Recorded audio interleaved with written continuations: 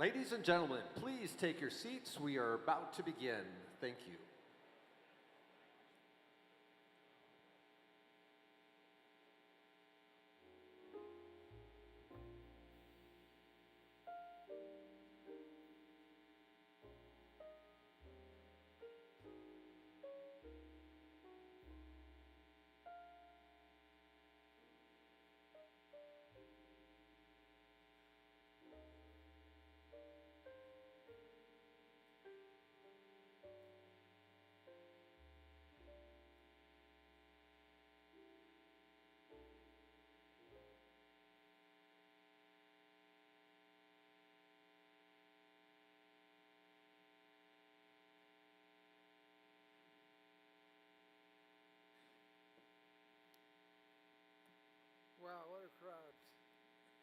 Good afternoon. I'm Robert O'Brien. I serve as chairman of the Nixon Library, and this is a beautiful sight to see. Thank you all for being here.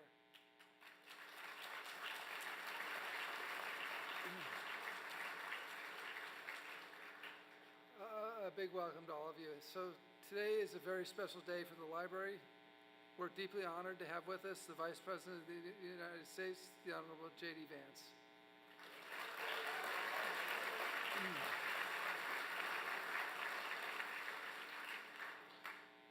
Mr. Vice President, he's right backstage and can hear us.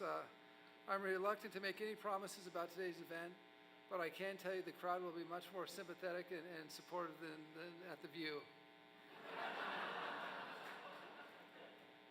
Let me recognize a few special guests with us today in the audience, including my fellow board members, Christopher Nixon Cox,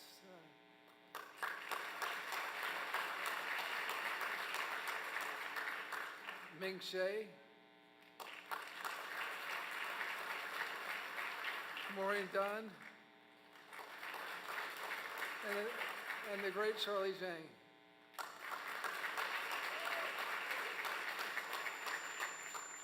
We also have our sheriff, who does incredible work supporting the library, not just today, but every day.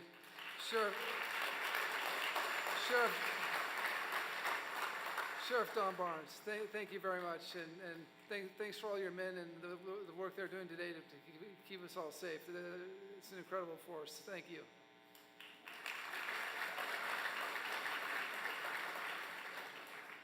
I'd also like to recognize our presenting sponsors who are underwriting today's event, Sean and Leland Smith, and Russ Colvin. Russ Colvin of Your Space America and Chapman University.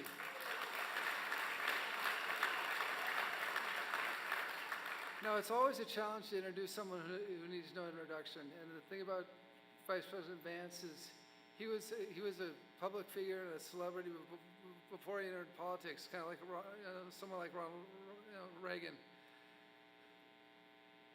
In partnership with President Trump, Mr. Vice President, you're making America great again, and we're all grateful for it.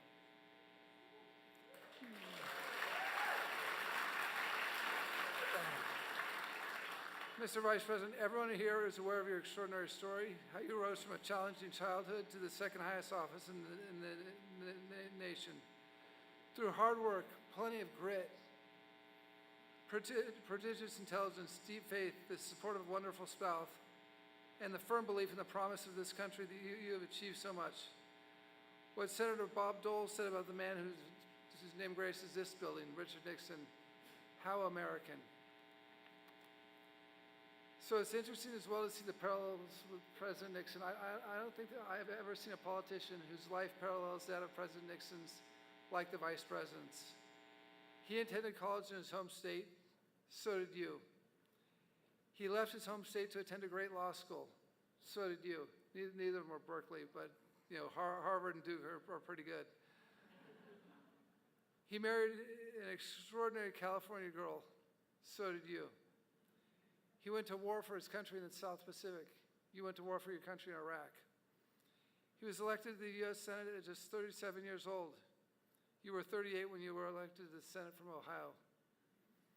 He was elected vice president when he was 39 years old. You were just a bit older, 40, when you turned vice president, when you were elected vice president. To think, at my age, to think about the vice president being 40 years old is quite something. But there's one achievement that you're way ahead of President Nixon on. President Nixon was 49 when he published his first bestseller. You were 31. And now with your second book, Communion, Finding My Way Back to Faith, which we'll hear about today, we know you'll have a second bestseller. Finally, Richard Nixon went on to become the 37th President of the United States. Mr. Vance, you can make some news today if you want. Our own Nixon Foundation President Jim Byron will be interviewing you today on stage. Jim recently returned from 14 months in the Trump administration, acting as the archivist of the United States, running the National Archives, and we're so glad to have him back here.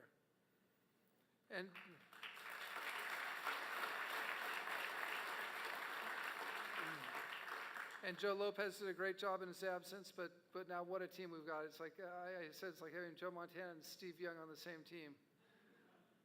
So our beloved nation will mark its 250th anniversary of the signing of the Declaration of Independence. As we reflect on our past and look forward to the future, hearing the Vice President discuss shaping America's future could not be timelier. And so without further ado, and this is a little bit, the last time I introduced the Vice President, I was in Tucson during the campaign. It was 110 degrees. I was the only person with a suit and tie on within 100 miles of the event, and we had teleprompters in those days and for those events, and everyone came to the rally to see the Vice President, not to hear me introduce him. And on the teleprompter, they'd flash a message to you: stop, wind up, you're done. I was a former national security advisor, and get off the stage. So fortunately, Jim Byron can't flash those messages to me now. But as I'm saying, ladies and gentlemen, J.D. Vance, it pops up, motorcade delayed, talk for 5 more minutes. Ladies and gentlemen, J.D. Vance is going to be a great vice president and bring our foreign policy back to a peace of strength. 2 minutes later, it pops up, that he's here, get off the stage. So without someone prompting me to get off the stage, it's my pleasure to introduce J.D. Vance and Jim Byron. And first we're going to have the presentation of the color guard from the Orange County Sheriff's Department and the singing of the national anthem by Ali Solario.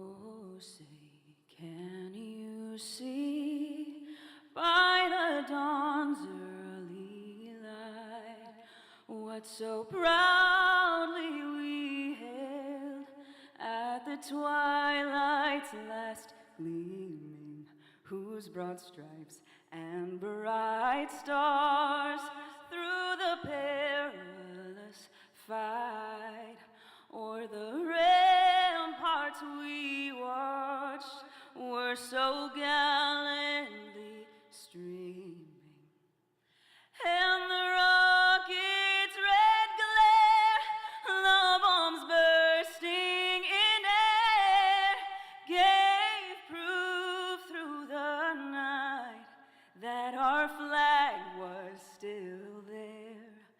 Oh, say does that star-spangled banner yet wave o'er the land of the free and the home of the brave?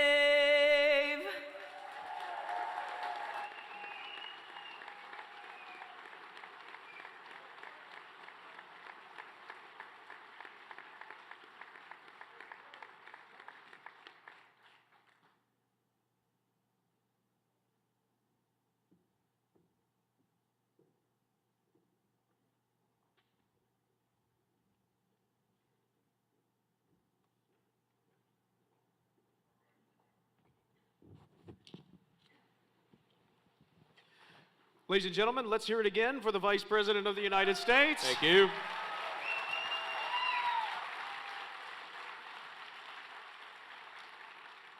And thank you, Robert. Mr. Vice President, welcome to the Nixon Library. It is an honor to have you here. Communion, Finding My Way Back to Faith, is your second book, and it has reached #1 on the New York Times bestseller list, so congratulations. Thank you.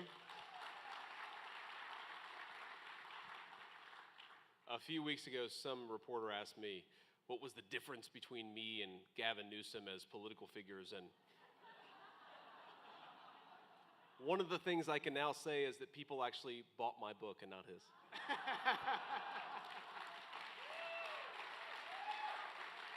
Well, and your book is incredibly candid. It's very introspective, and it is largely devoid of politics. Instead, you focus on faith, and there are a few things more personal than someone's faith. You take us through the arc of losing and rediscovering your faith, so let's jump into it. You talk Sure. about the beginnings of your crisis of faith in the earliest pages of this book. There are a few seminal moments when you were a boy, your faith was shaken, most notably involving your grandmother, who you write, quote, hardly fits the stereotype of a sweater-knitting, kindly old grandmother. She loved to say the F word, and when she died, she owned 19 loaded handguns. Correct? But she lost her health care, and then her ultimate passing helped lead you to a crisis. Let's start there. Talk about that. Sure. So, my grandmother was in many ways not a stereotypical grandmother. And, she did have 19 loaded handguns when she died.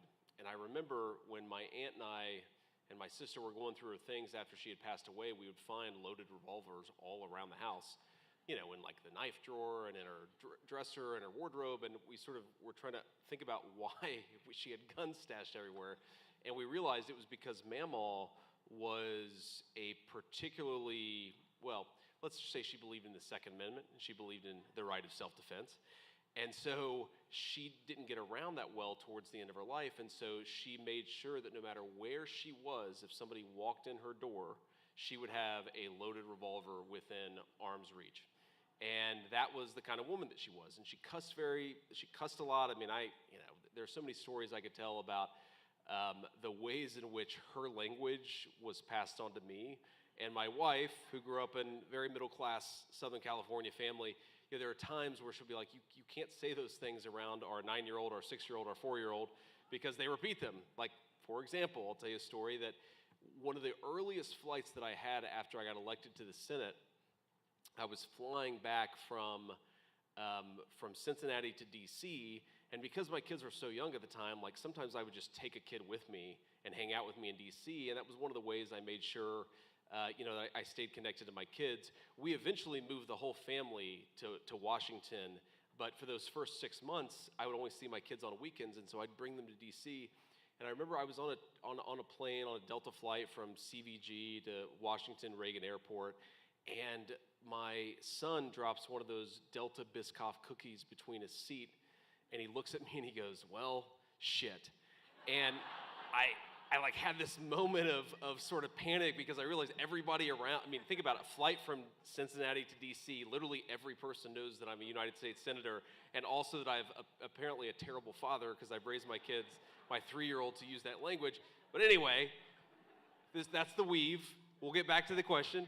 But here's, the thing is, despite the fact that she was very non-conventional in a lot of ways, my grandmother was a person of very deep religious faith. And so when she died, I'll never forget this, and I still get a little bit emotional when I think about it. She had this practice where she had a little notebook, and she would say prayers and write her prayers down when she said them for each member of her family. And so you could actually see this almost as a diary of her conversations with God through the months or even through the years where, she'd pray for my safety, or she'd pray for my strength, or she'd pray, that something would go right in my sister's life. And you just realize that this was a woman who was constantly talking to God, despite the fact that her religion is what you might call unchurched. She loved the Lord. She believed in Jesus Christ. She also didn't go to church that often. And looking back, I think one of the things that I realized about my own faith is that I was attached to Christianity via my grandmother. She was the anchor. She was the person who taught me about God. She was the person who constantly was encouraging me to think about God. She was the person who was encouraging me to read the Bible and to pray. And because I didn't have a great church community myself, I would bounce around to various churches. Sometimes we'd go once a month, sometimes less than that. When my grandmother died, just a couple of months before I left for Iraq in 2005, I sort of lost my faith. And I think there was a sort of lesson in there for me, and I'm sure we'll talk about this, but I came back to my faith, and part of the thing I was trying to think through with this book is, why is it that kids who are raised in the faith fall away from it? I think most of us in this audience are probably people of faith. We raise our children to be Christians. I take my kids to church every Sunday, even when they're misbehaving and they don't want to go. And I'm thinking to myself as I'm writing this book, what makes it take and what makes it not take? Why do some kids who are raised in the faith have this very, very strong connection to Christ, whereas some kids, it just doesn't ever really take root? And that's one of the things I was trying to think of. And one of the answers I came up with myself is, while it's very important to have a parent or a grandparent or somebody who raises you in your faith, I think that if that's it, if your only connection to faith is a loved one rather than something deeper and broader, then your faith is always going to be at risk, like mine was when that person passes away. And so that is definitely like one of the things that I write about, and one of the things that motivated me to write the book in the first place. Well, and that's kind of where this debate, which you write about, between reason and science, right, and then versus the mystery of faith. And you say that this is playing out on Reddit threads, and we've all heard those theological debates, and you're having these debates with yourself. Sure. So you then begin classifying yourself as an atheist. And you write, quote, "I was severing myself from my roots." How and why did that happen? Yeah, so, I grew up in a working class family in southwestern Ohio, and to lose my faith when I was, 21 years old, 22 years old, so I'm in the Marine Corps, I go to Iraq. By the time that I leave the Marines, this would have been 2007, I was now calling myself an atheist. And to do that was, it was this very sad thing in some ways, because I was disconnecting myself from the family that made me who I was, right? To sort of say that I wasn't a Christian anymore was to say that I wasn't connected to my grandmother anymore, because that was one of the most important things to her. I would say it was the most important thing to her. And so there was a certain amount of tragedy there. But there also was a certain amount of arrogance. And I think that a lot of us have went through this phase, and I certainly did, where you start to think that you know everything. And one of the ways that reflected itself in me is that I just assumed that anybody who had faith, anybody who was a person of deep religious roots, was superstitious. And I started to think of myself as I was motivated by reason, and I was motivated by smarts, and I was motivated by, honest and open debate. And the people who believed that Jesus Christ was the Son of God, like my grandmother, yeah, it was kind of tragic that I didn't share that belief with her, but one of the ways that I expressed it was, she's superstitious. She was a simpleton. And that arrogance that came from rejecting my faith, frankly, made me a much worse person. And it made me much more open to ideas that were far crazier and far more radical than anything that I had rejected when I was a Christian. And that was one of the things that I kind of realized is, G.K. Chesterton once said that when people stop believing in God, they don't believe in nothing, they believe in anything.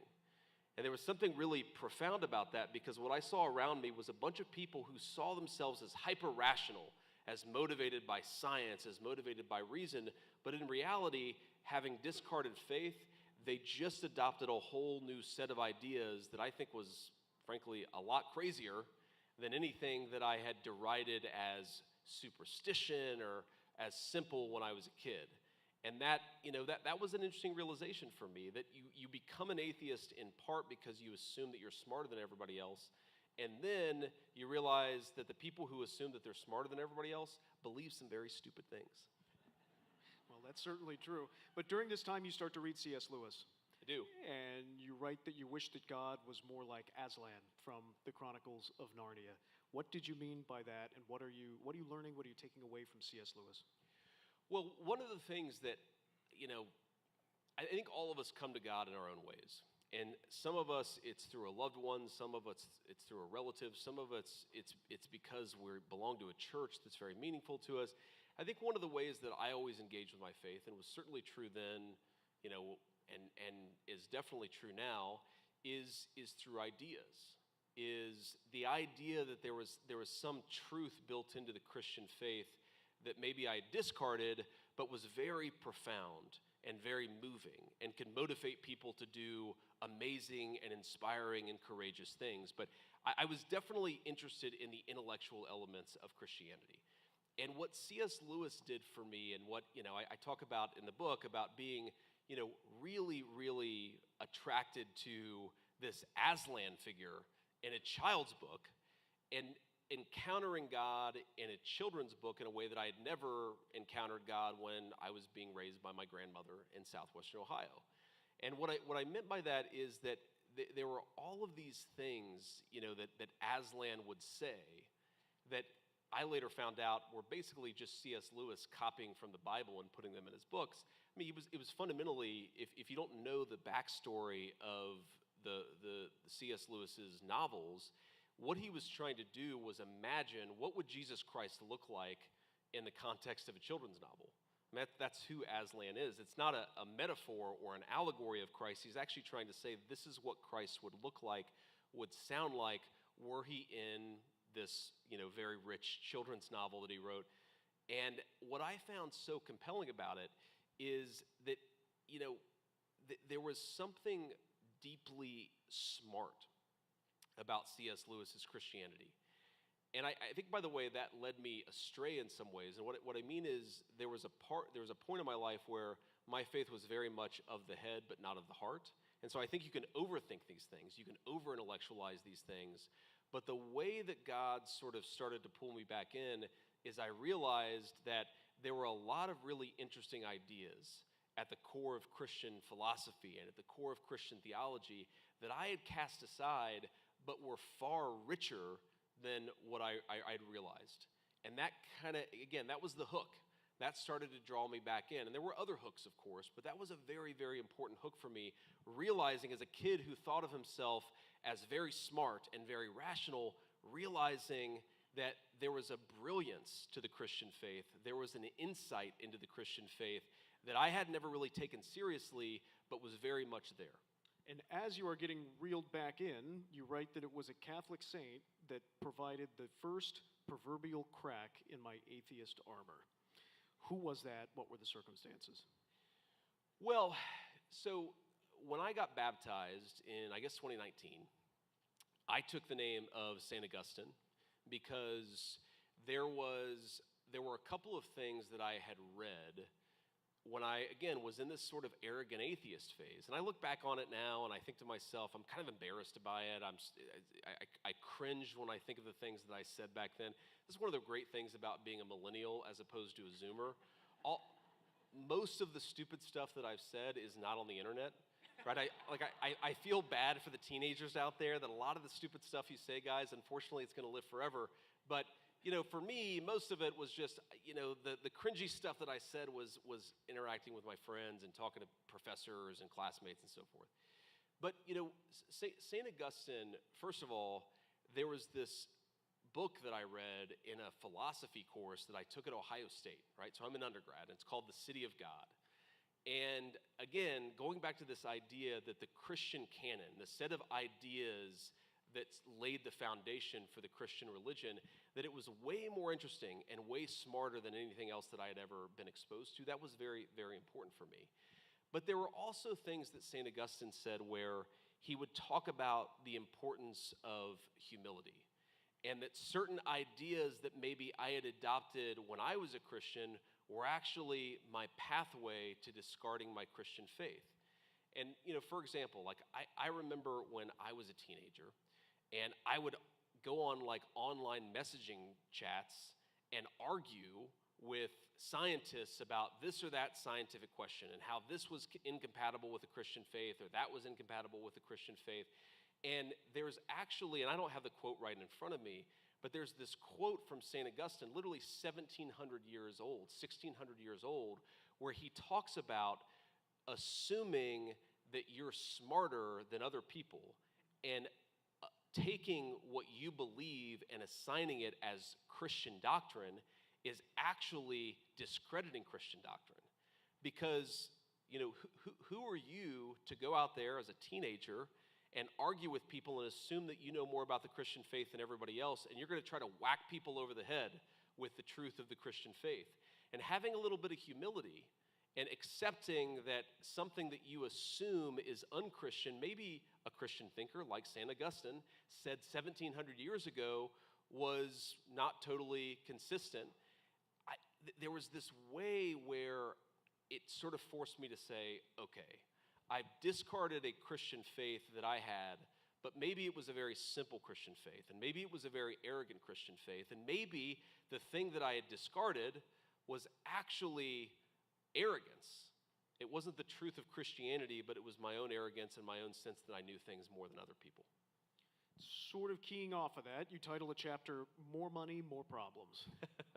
Why does more money sometimes cause more problems? Well, I'm a millennial, and so I believe that's the wisdom of the great Christian theologian P. Diddy, who, as we found out over the last couple of years, is very much not a Christian or a theologian. But see, I'm going to get in trouble for all kinds of things. That'll be one of them. That will be in an attack ad at some point in the future. But so again, to set the stage here, I was a Christian and then I wasn't. And I was arrogant, and I assumed that I knew everything, and I assumed that the faith of my grandmother was based on superstition. I was very arrogant about what I thought I knew. So I think all of us in our lives were searching for something. We're orienting our lives around something. And for me, the thing that I started to orient my life around was status, was prestige, was money, was getting ahead. And by the way, there's a legitimate basis for that impulse. Like, it's not bad if you grow up in a working class family to want to be able to provide your kids things that you didn't have, or to want to be able to provide your children stability that you didn't enjoy. Those things are all totally reasonable. But I turned it almost into an obsession. I turned it into an idol. I started to care so much about where I went to school and what my credentials were that I started to focus less on the things that actually mattered. And I realized that probably came from somewhere deep in me. I tend to think that both our virtues and our vices are programmed a little bit from the very beginning. But I recognized that I'd become a striver. I'd become a person who cared about success, not because I was trying to achieve something important, but because I wanted to be better than other people. And that was a fundamental flaw in my character. And then something kind of crazy happened. I won the game. I won the competition of life. I got into Yale Law School. Nobody in my family had ever known anybody who had gotten into an institution like that. And so I'm at this school, and I notice a couple of things. The first thing that I notice is that in this institution, where I assume that everybody is super smart and super rational, these are the best and the brightest, something kind of crazy happened. I noticed that a lot of them had some pretty crazy ideas of their own. And that if I had dismissed the Christians in my life as being simpletons, there were things that my classmates at Yale Law School believed that were pretty crazy. Like, for example, men should play in women's sports. But there was a certain intellectual arrogance there, okay? Even though most of my classmates were good people and I liked a lot of them and we're still very good friends, there was a sense that I realized that these people had beliefs that were as religious and as orthodox as anything I had ever experienced in the Christian family that raised me, but these people didn't root it in faith, they rooted it in the idea that they were smarter than everybody else, and I realized that was dangerous. But then there was something much more personal and frankly much more important that happened, which is that I fell in love. And so the woman who is now the second lady of the United States and 36 weeks pregnant with baby number 4, thank you. Congratulations. So I fall in love with this girl, and I realize she doesn't care really about how much money I make or what my status is. She doesn't care about whether I become vice president of the United States. She just wants the things that are good out of life. She wants to have a nice family. She wants to have a bunch of babies. And she wants to build a life with somebody that she loves that is rooted in the things that matter. And it kind of hit me, all of the things that I've been orienting towards, all the things I've been focused on, the striving and the obsession with credentials, she doesn't care about that. She cares about whether I'm a good person. And I hadn't built my life to be a good person. I built my life to get ahead. And the more that I started to think, how do you build your life to be a good person, to be the kind of man this woman wants me to be, it sort of hit me that Christianity that I had discarded as a superstition was actually much wiser and much truer than what I had discarded. So you devote much of the second half of communion to exactly that, your family. That's right. How you raise your children, their continued important roles in your life and along your faith journey. You write that you want to teach your sons to be virtuous men. What is it like to be both vice president and a young father raising virtuous children simultaneously? Well, they're not virtuous yet, I'll tell you. They're very sweet kids. They're very good kids. We're working on the virtue part. I mean, so one thing, one thing I love about American Christianity is that it's very dynamic. You have Catholics and evangelicals arguing about this or that doctrinal question. You have the mainline churches and you have the Orthodox Church. And you just have this very interesting, very dynamic hodgepodge. But I think it's actually, I love it because I think it leads to a lot of interesting conversations. I had so many interesting conversations with people of different denominations. And one of the differences between the evangelical church that I grew up in and the Catholic church that we take our kids to now, and I'm a baptized Catholic, is most of the time Catholic churches encourage you to take your family into the Mass with you. Like, that's a very big difference. When I was a kid, you would drop your kids off, the little kids off at the youth group, and then you'd go into the main congregation with everybody else. Now, there are like downsides to this, right? Because we've got a 9-year-old, a 6-year-old, and a 4-year-old. And so sometimes, my 6-year-old is blabbering on about Dog Man, which is these comic books that little kids are really into, while the priest is saying the most important part. And the thing that I realized is that the ritual of going to church is a very, very good thing for our family. And that's one of the things. When we talk about inculcating virtue, okay, one of the most important virtues for kids to learn is they have to learn when it's appropriate to speak or not to speak, or when it's appropriate to sort of interrupt or not to interrupt. And they're just all of these little ways. Now, that's something small and something all kids eventually, at least most kids eventually figure out. But there's something also, where I'll look at my 9-year-old, and sometimes he's daydreaming when the homily is being said, but then sometimes he's actually thinking, oh, that's really interesting.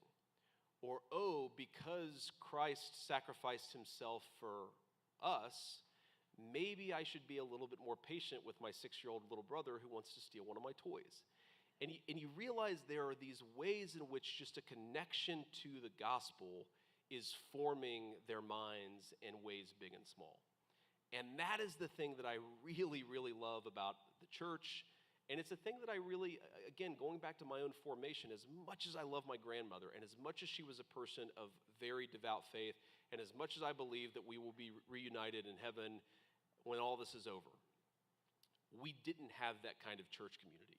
I didn't have that kind of day-to-day exposure to what the gospel was saying and what it required of me. And that is a thing that I just think is very good for kids. I happen to believe it's true, but I also think, completely aside from the truth of it, it's very good for my kids to be forced to reflect on this very, very ancient set of traditions and ancient set of faiths, and I'm already seeing it having a very profound effect on them.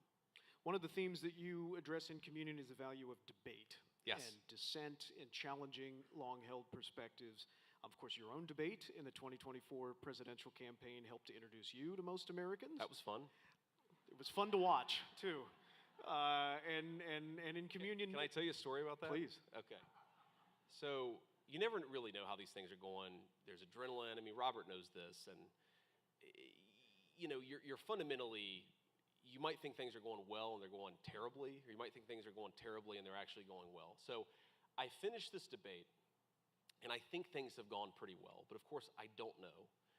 And I'm sitting there on stage next to Tim Walsh, and there's this point where they're kind of cutting to credits, and then my wife comes on stage, and then Tim Walsh's wife comes on stage. So I look over at Usha, and she's like glowing. She's got the biggest smile on her face, and I'm like, okay, that's a good sign. And then I look over at Glenn Walsh, and she looks like she's just showed up to her dog's funeral. And that was the moment where I realized if my wife is really happy and Glenn Walsh is not so happy, things must have went pretty well.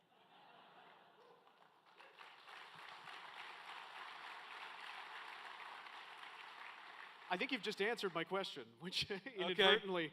Talk to us about the importance of writing, because you mentioned that the first manuscript of this book was completed when Mrs. Vance was expecting your second child in 2019, and that was before you were elected vice president. So how do you write? Talk us through your creative process.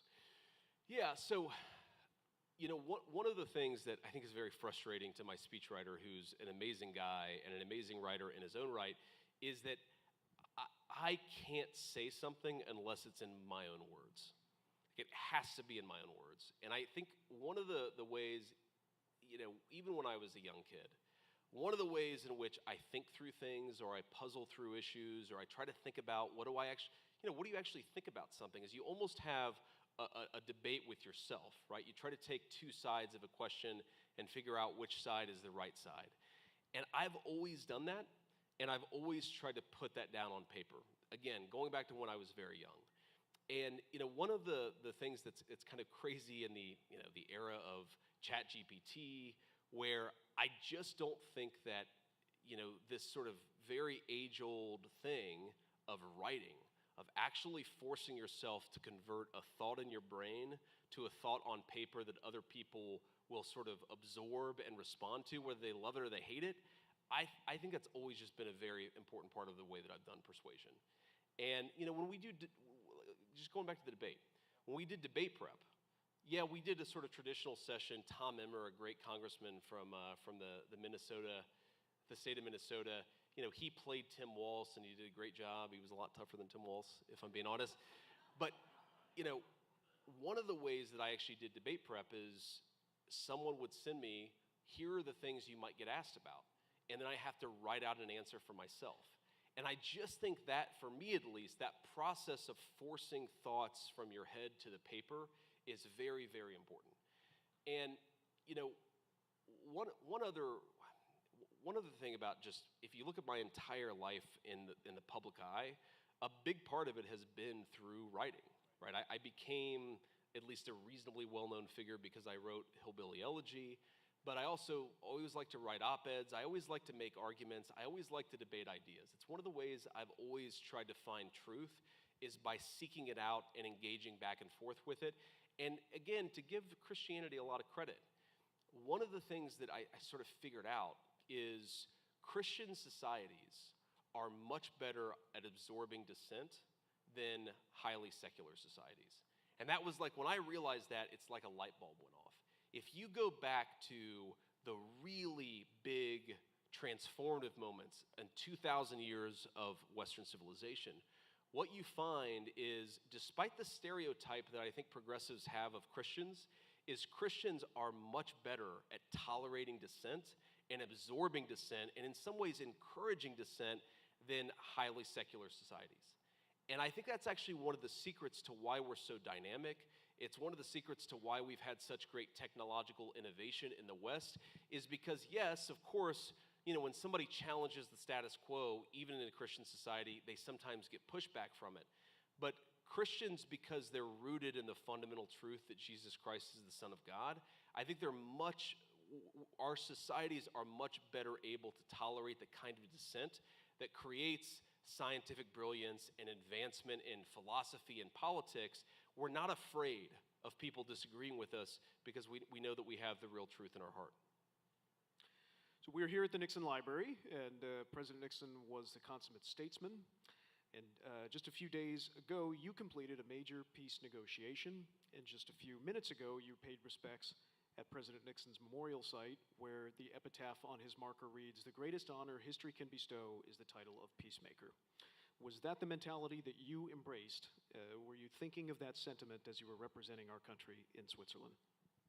Well, first of all, just because you brought up Nixon, I got to say thank you to you and to Robert and to the entire Nixon Library folks. This is an amazing thing, and I'm very proud to be here. So thank you, not just for welcoming me, but for everything you do.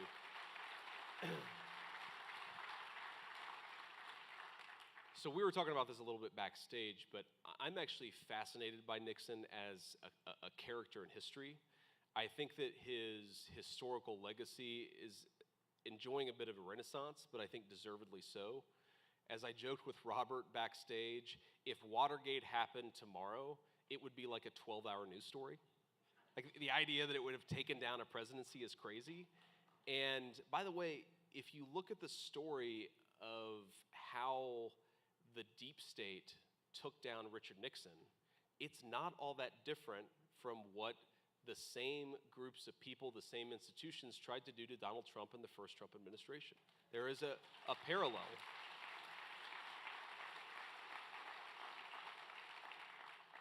I also just, at a personal level, young senator, vice president, writes some best-selling books, is hated by the media. It kind of sounds like J.D. Vance. So I'm a little, I've always liked Richard Nixon. But okay, one other thing about Richard Nixon that I think is fascinating is, the two biggest historical electoral college landslides in American history are, of course, Ronald Reagan in 1984, Richard Nixon in 1972.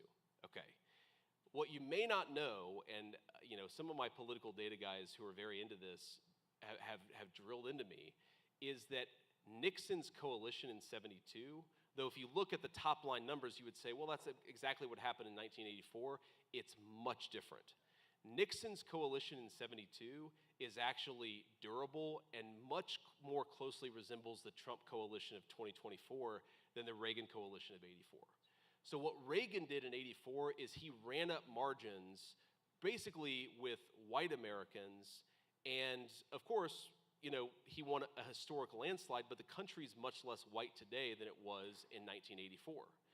Nixon's coalition was unbelievably durable to the demographic change that we've seen in the United States of America. So this is a guy who Reagan could not have won his landslide in 2024. Richard Nixon maybe could have won his landslide in 2024, and I think that there's a very important political lesson in that for all of us in the Republican Party. He was actually like a political genius. And I'm just fascinated by the guy's historical figure. So anyway, so very, very happy to be here. But okay, so it says that the greatest honor history can bestow is to call someone a peacemaker. And I think, thank you. And was I thinking about that quote when we were in Switzerland? No.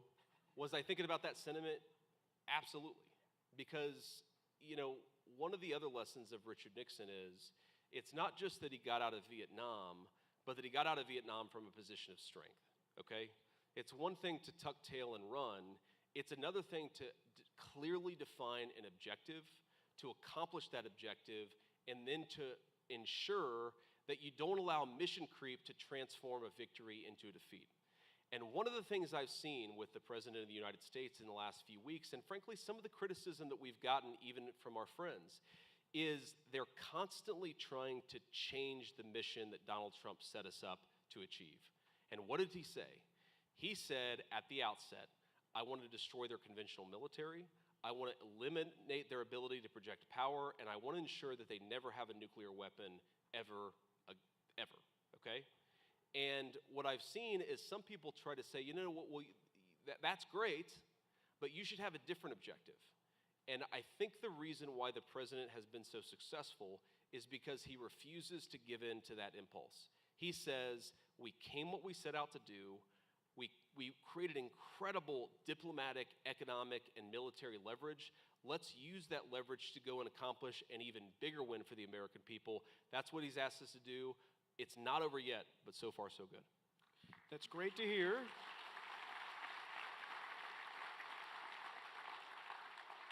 Finally, Mr. Vice President, you are a walking, talking embodiment of the American dream. And as you write in Communion, you came from the lowest fifth income bracket, and you are now only one step away from the top of American public life. How are you reflecting on America on its 250th birthday? Yeah, you know, I guess I just can't help but look back at my life, 41 years. I'm the Vice President of the United States, but most importantly, I've got 3 beautiful kids and a 4th on the way. I'm married to the love of my life. We're able to give our kids things that I never thought that I would be able to give my kids. And I just can't help but feel incredible gratitude to the United States of America. Nowhere but here would this be possible.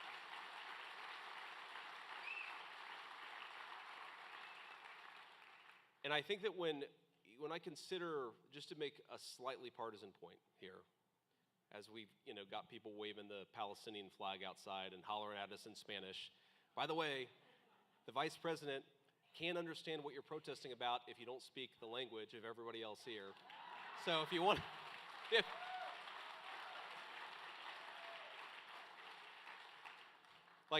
note to protesters, if you want the Vice President to hear what you're protesting about, you've got to use a language I actually understand. Anyway, but I think that what I've noticed about politics in my lifetime is, I was raised by blue-collar, socially conservative Democrats. My papaw was a union steel man his entire life. He voted for Republicans like once ever, and otherwise he was a Democrat. And whatever your politics, whether you were a Democrat or Republican, I grew up in a world where every politician was expected to have some basic gratitude for the United States of America. So when I think about 250 years of American history, what I think about is that the entire greatness of this country was built by all of us together. When we went to the moon in Nixon's administration, yeah, it was the astronauts, but it was also the scientists who designed the rockets.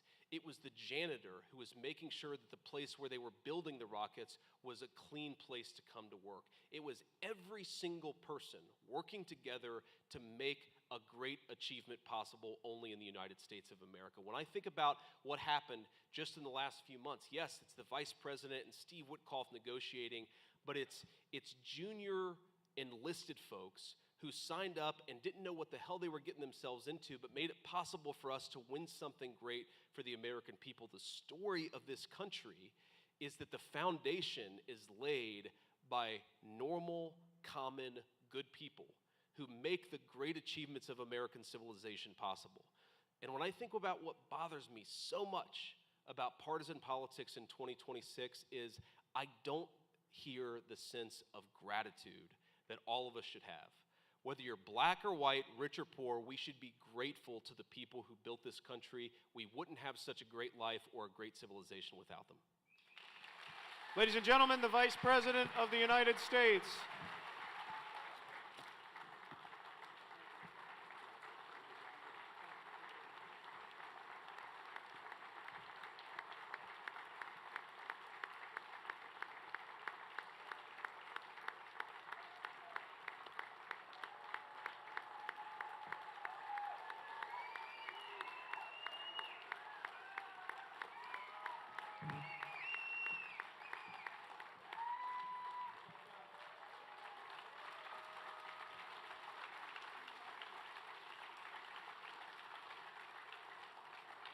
Ladies and gentlemen, thank you for your support of the Richard Nixon Foundation and for joining us today. This was an honor to host Vice President Vance at the first time that a constitutional officer has appeared at the Nixon Library in 25 years. We are honored to have the Vice President. Please join us on July 3rd, 4th, and 5th for Independence Day weekend, where we're going to be celebrating all weekend long this great country that we love. Thank you for your support, and have a wonderful afternoon.